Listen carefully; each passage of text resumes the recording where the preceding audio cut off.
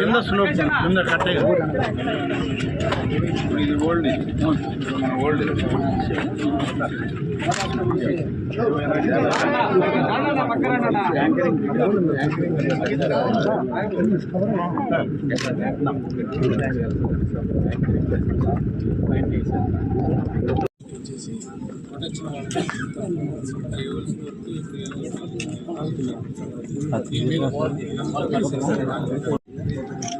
Pranay phone నువ్వు పెడతావు phone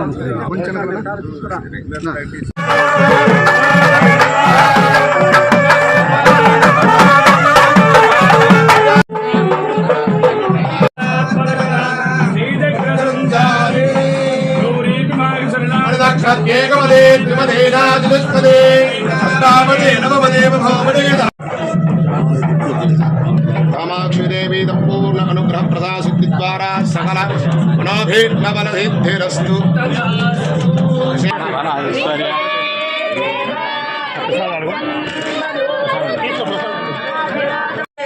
परोक्ष प्रिया वहि देवा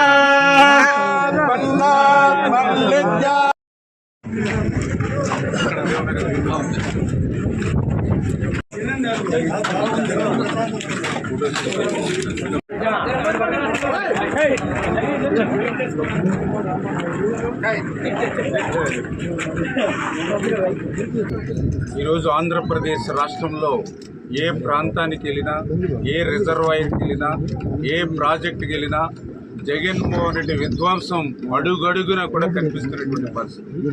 ఏదైతే సోమశిల ఆయన కన్నటువంటి కళలు ఏవైతే ఉన్నాయో, మరి 70-80 దశకంలో నిర్మాణమైనటువంటి ఈ యొక్క సోమశిల పరిస్థితిని కూడా ఈరోజు ప్రశ్నార్థకం చేసినటువంటి పరిస్థితి ఈవేళ జగన్మోహన్ రెడ్డి పాలనలో చూస్తూ ఉంటే చాలా బాధ, ఆవేదన కలుగుతున్నటువంటి పరిస్థితి.